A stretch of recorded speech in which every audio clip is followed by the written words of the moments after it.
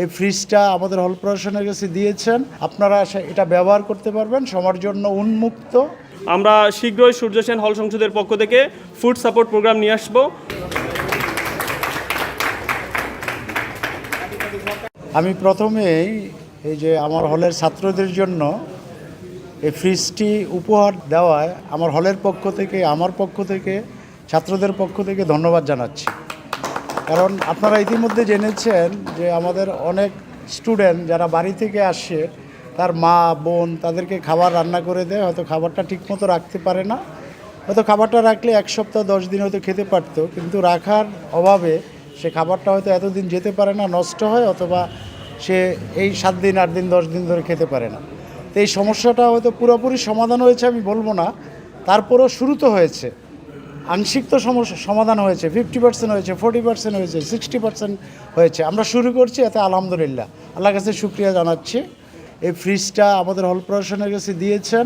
আমাদের হল প্রশাসনের পক্ষ থেকে আমরা ফ্রিজটা আপাতত আমরা ডিসিশন নিয়েছি যে নেক্সাসের ভিতরে রাখবো। আপনারা এটা ব্যবহার করতে পারবেন, সবার জন্য উন্মুক্ত। আমরা চেষ্টা করছি যে আরও কিছু জিনিস অ্যাড করে যাতে ছাত্রদের সুবিধা আরও বাড়ানো যায় কীভাবে, সেটা আমরা দেখছি। জানেন, আমাদের হলের শিক্ষার্থীদের দীর্ঘদিনের দাবি ছিল তাদের বাসা থেকে যে খাবারগুলো আমাদের মায়েরা তৈরি করে দেন সেগুলো যেন আমরা ভালোভাবে সংরক্ষণ করতে পারি।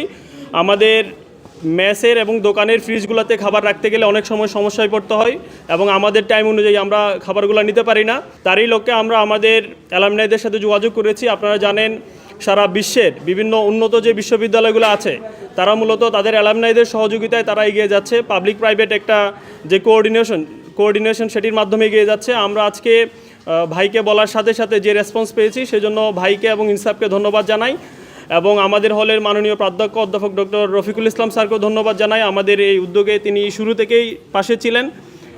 ইনশাল্লাহ আমরা শিক্ষার্থীদের জন্য ছাত্র প্রতিনিধি হিসাবে যতগুলো কাজ করা যায়, যতভাবে কাজ করা যায় সবগুলাই করব এবং সামনে আমাদের একটি প্রোগ্রাম আছে, সেটি হলো ফুড সাপোর্ট প্রোগ্রাম। আপনারা জানেন আমাদের বিশ্ববিদ্যালয়ে অনেক শিক্ষার্থী আছেন যারা শুধুমাত্র এই যুগে এসেও যারা খাবারের সমস্যায় তারা ভোগেন এবং টাকা না থাকার কারণে টাইম মতো আসলে 3 বেলা খাবার খাবেন, এটা আসলে তাদের হয় না। আমরা শীঘ্রই সূর্য সেন হল সংসদের পক্ষ থেকে ফুড সাপোর্ট প্রোগ্রাম নিয়ে আসবো। জুমার পরে এখানে উপস্থিত হওয়ার জন্য ধন্যবাদ জানিয়ে শুরু করছি। ঠিক কী কারণে ডাকসু এবং হল সংসদ নির্বাচন জরুরি ছিল সেটি ধীরে ধীরে আমাদের সামনে পরিষ্কার হচ্ছে। শিক্ষার্থীদের যে স্বার্থ রক্ষা করা, শিক্ষার্থী বান্ধব কাজ করার জন্য যে প্ল্যাটফর্মের অভাবে শিক্ষার্থীরা ভুগছিলেন সেটির অভাব যে পূরণ হতে যাচ্ছে এটি আমরা এই উদ্যোগগুলোর মাধ্যমে দেখতে পাচ্ছি। দীর্ঘদিন ধরে চলা সমস্যাগুলো আমরা ধীরে ধীরে আইডেন্টিফাই করার চেষ্টা করছি। হল সংসদগুলোর সাথে আমরা কথা বলছি এবং কেন্দ্রীয় সংসদের আমরা যারা রয়েছি তারা সেগুলো নিয়ে পরিকল্পনা করছি এবং ঠিক কীভাবে সেটিকে খুব সংক্ষিপ্ত সময়ের ভেতরে বাস্তবায়নযোগ্য করে তোলা যায় সেটি নিয়ে আমরা পরিকল্পনা করছি।